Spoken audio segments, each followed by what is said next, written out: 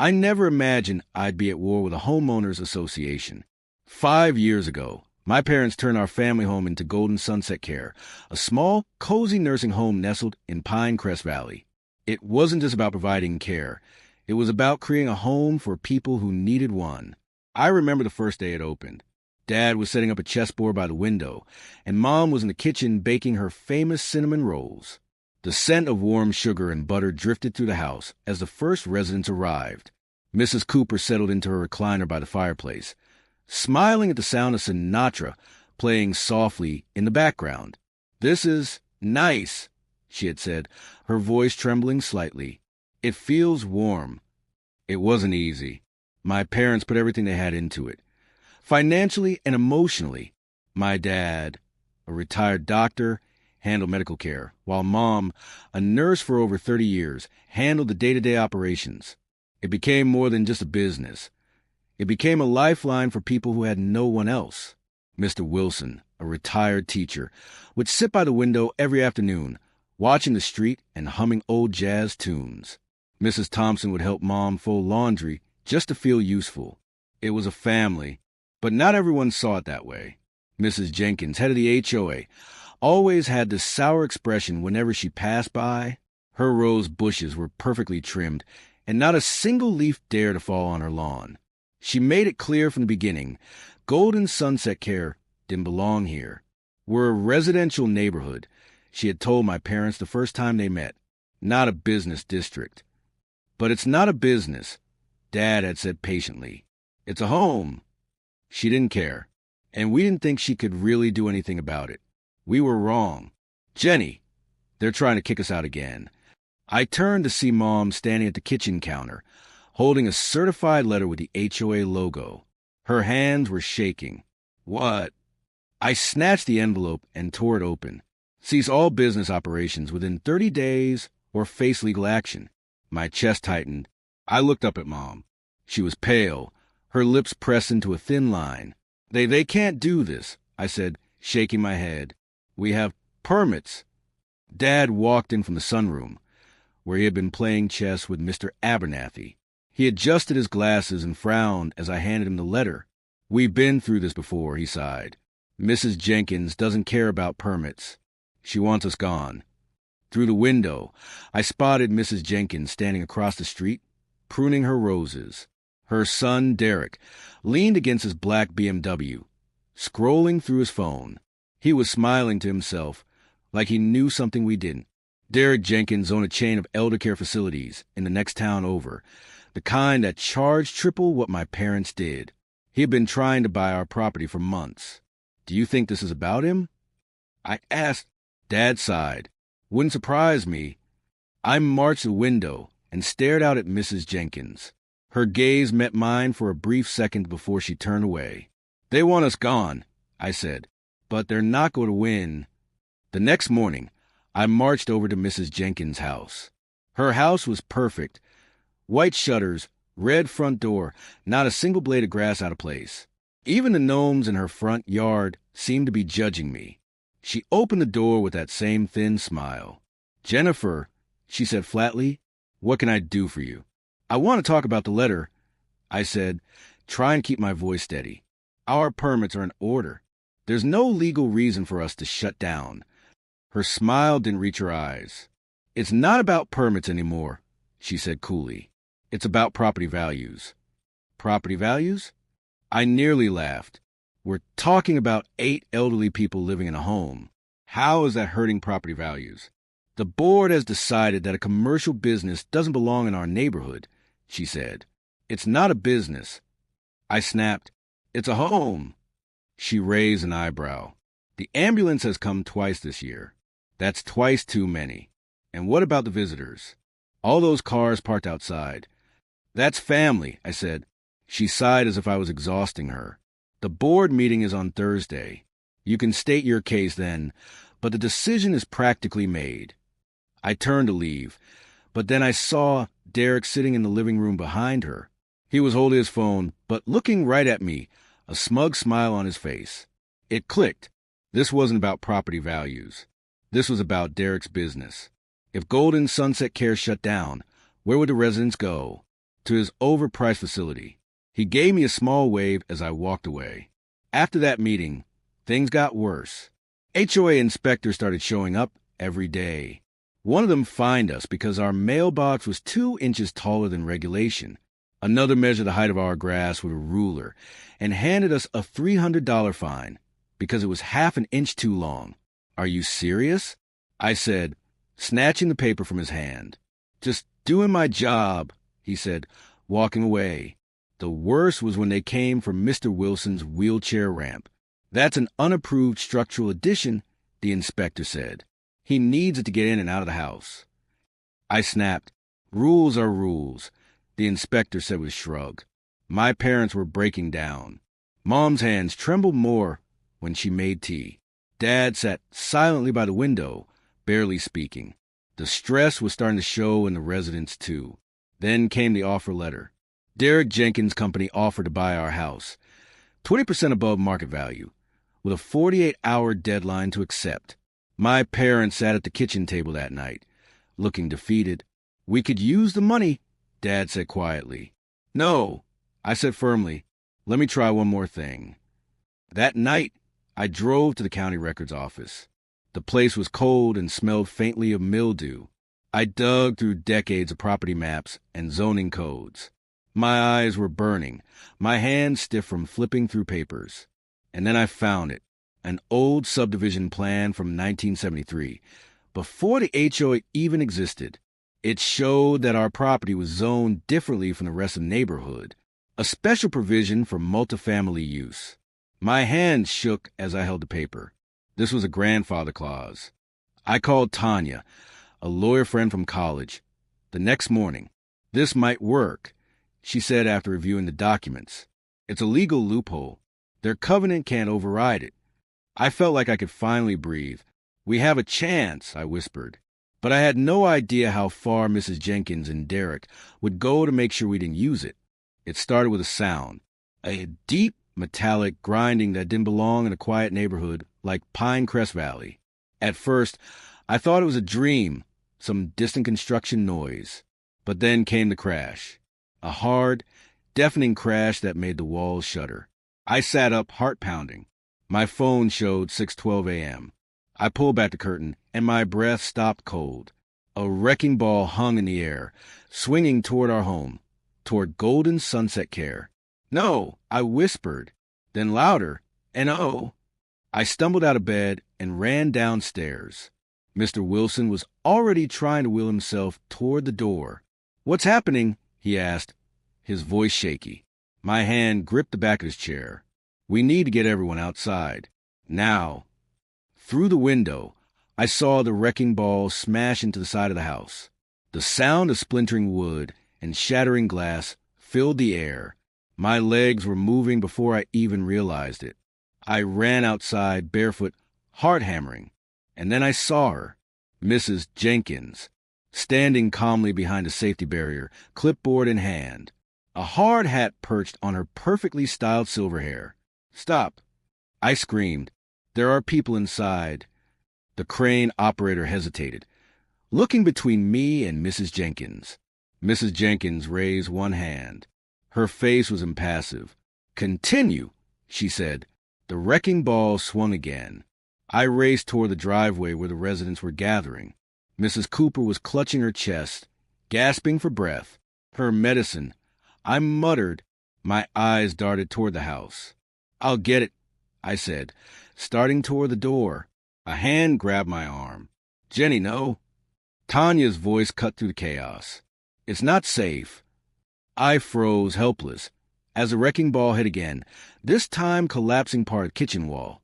That's where her pills are, I said, my voice cracking.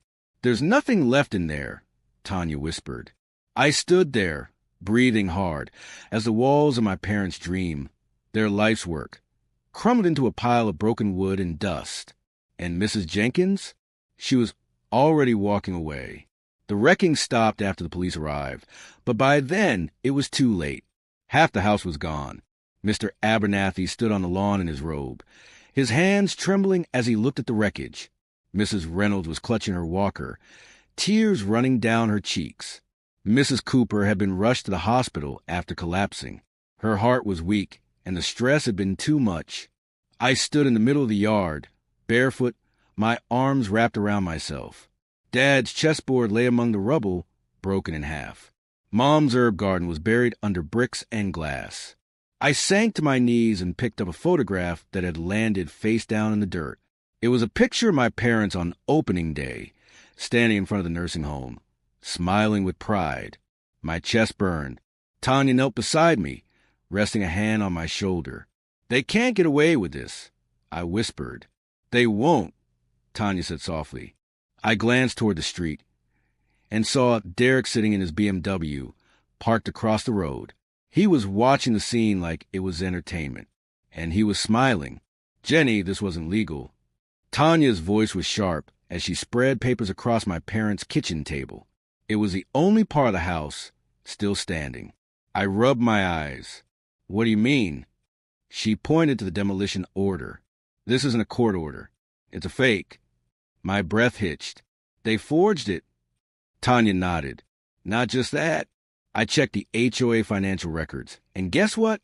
Derek made a large deposit into the HOA account the day before the demolition."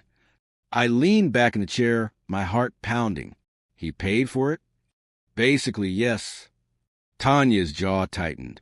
"They created a fraudulent foreclosure notice and pushed it through City Hall, probably with a bribe. Then they fast-tracked a demolition permit based on structural instability." My hands curled into fists. "That's why they kept finding us," I said. "They were trying to bankrupt my parents so they could foreclose." Tanya sighed. "And once the nursing home was gone, where would the residents go?" "To Derek's facility," I finished bitterly. "That's not just unethical," Tanya said. "That's criminal." The next day, a courier delivered a letter. When I opened it, my hand started shaking. It was a bill for the demolition. $188,000. "They're charging us for destroying our own home," I whispered. Mom sat at the table, her hands pressed to her face. Dad stood behind her, his shoulders hunched. This has to be a mistake," Mom whispered. "It's not a mistake," I said bitterly. "It's a message." Dad's hands curled around the back of the chair. How could they do this?" Derek's voice echoed in my head. "Nice pile of trash you've got there." I grabbed my keys. "Jenny." Dad's voice was quiet. "I'm going out," I said. My hand was shaking. "Where?" Mom asked. I didn't answer. I stood in front of the storage unit that evening, staring at the hulking shape of a yellow bulldozer. My hands curled around the keys in my pocket. "You don't have to do this," Tanya had said earlier. "We have enough evidence to take them down in court. But how long will that take?" I had snapped. "Months? A year?" The residents couldn't wait that long. Mrs. Cooper had almost died from stress. Mr. Wilson had nowhere else to go. Derek and Mrs. Jenkins weren't just playing dirty. They were playing for keeps. I climbed into the bulldozer's seat, heart racing.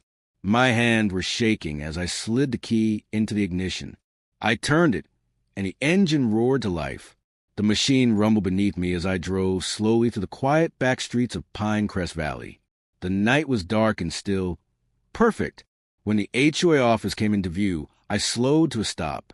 It was small and perfect, with its freshly painted shutters and perfectly trimmed shrubs. The same building where Mrs. Jenkins had signed the order to destroy my parents' home. My grip tightened on the wheel. I took a breath, and then I slammed the blade forward. Glass shattered. Wood splintered. The building shook. "This is for Mrs. Thompson," I whispered. I backed up and hit it again. "And this is for my parents." I kept going. Once the office was reduced to rubble, I pulled out the supplies from the back. Quick-dry cement paint, pre-made signs. By sunrise, where the HOA office once stood, was now a clean, freshly painted parking lot. A bright sign stood at the entrance. Golden Sunset Care Visitor Parking. By the time the sun started to rise, the HOA office was nothing but a pile of rubble. I stood there, chest heaving, sweat dripping down my back as the quick-dry cement hardened beneath the morning light. My hands were trembling from the adrenaline, but I couldn't stop smiling. The sign I planted at the edge of the lot stood tall and proud. Golden Sunset Care Visitor Parking. I wasn't even sure what I was feeling. Relief? Triumph? Fear? Probably all of it at once. My phone buzzed. A text from Tanya. Turn on the news. I swiped to the local news station. Reports this morning of a mysterious demolition at the Pinecrest Valley HOA office. Sources say a conflict between the HOA and a local nursing home may be at the center of the incident. A shaky camera shot of the wreckage filled the screen. Then they cut to surveillance footage from a night before, a grainy shot of a bulldozer driving down the street. My stomach dropped. Oh, no! My phone buzzed again. Tanya. Jenny, she said urgently.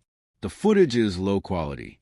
They can't see your face, but Mrs. Jenkins is already pointing fingers. I heard it before I saw it. The screech of tires in front of the house. A silver Mercedes rolled up hard to the curb. Mrs. Jenkins. Her door flew open, and she marched toward the house, her heels clicking on the pavement. Derek followed behind her, sunglasses perched on his head, a satisfied smirk on his face. You, Mrs. Jenkins shouted, jabbing a manicured finger at me. I took a deep breath, forcing my expression to stay calm. Good morning, I said evenly. You think this is funny? She snapped. You destroyed HOA property. That is a criminal offense. I crossed my arms. Funny? I thought the HOA office was built on county property. Her face darkened. You have no proof. Actually, I said, reaching into my jacket pocket and pulling out a folded document, I have the original property survey. Her mouth opened and closed, but no sound came out. I'd be careful about throwing around accusations, I said, smiling faintly, especially when you still haven't explained that false court order. Her eyes narrowed. Derek tugged at her arm. Mom, let's go, he said through gritted teeth. We need to regroup. No, Mrs. Jenkins hissed. This isn't over. Oh, I'm counting on that, I said. Her glare could have cut glass. But this time, I didn't look away. Tanya showed up an hour later, holding a thick file. She dropped it on the kitchen table with a heavy thud. Hope you're ready to make some enemies, she said, sliding into a chair. I sat down across from her. My hand still felt shaky. What is all this? She spread the papers out across the table, financial statements, board meeting minutes, even email exchanges between Derek's company and Mrs. Jenkins. It's everything, Tanya said. Proof of bribery, false filings, illegal demolition approvals. I flipped through the pages. There was a wire transfer, $100,000, from Derek's company to the HOA account the day before the demolition. My throat tightened. They really destroyed our home for money. Tanya nodded grimly. And it's all admissible in court. I stared down at the paper in my hand. This is enough to take them down, I said softly. Tanya leaned back. And enough to rebuild. I swallowed hard. What if they fight back? Tanya smiled. Then we push harder. My hands tightened around the papers. Let's burn them down, I whispered. The story broke that afternoon. Corruption scandal in Pinecrest Valley. HOA leaders accused of bribery and fraud. News vans lined our street by evening. I saw Mrs. Jenkins' face on the TV, pale, drawn. Derek's face appeared next, stone-cold and tight-lipped. They aired the wire transfer records, the emails, even a video clip of Mrs. Jenkins meeting Derek in a parking lot, accepting a thick envelope. It was over. 2 days later, there was a knock at the door. I opened it to find Mr. Thompson, one of the remaining HOA board members. He looked deeply uncomfortable, clutching a folder to his chest. Ms. Hart, he said, on behalf of the board, I want to apologize. I crossed my arms. Is that right? He cleared his throat. We reviewed the zoning records. Your nursing home was legal. The demolition shouldn't have happened. You think? He rubbed the back of his neck. We're prepared to offer compensation for the damages and expedited permits for rebuilding. My heart skipped. Seriously? Yes. And he handed me the folder. I opened it.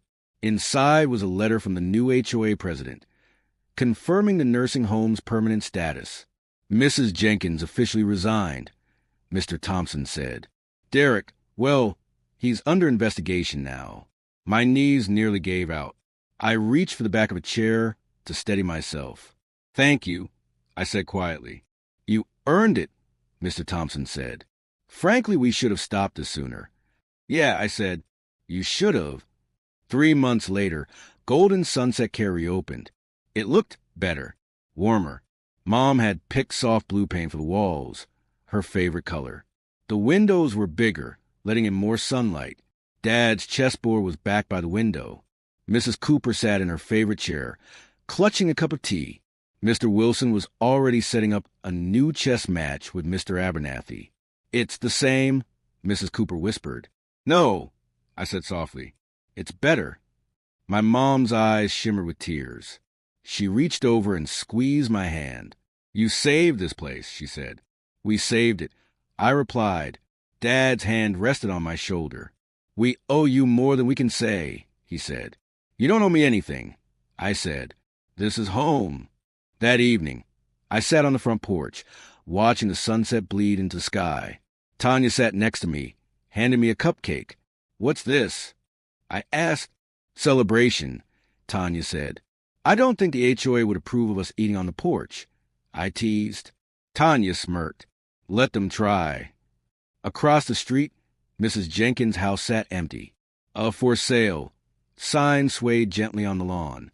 Derek's business had already closed. The bribery scandal had taken care of that. You think she'll come back? I asked. Tanya shook her head.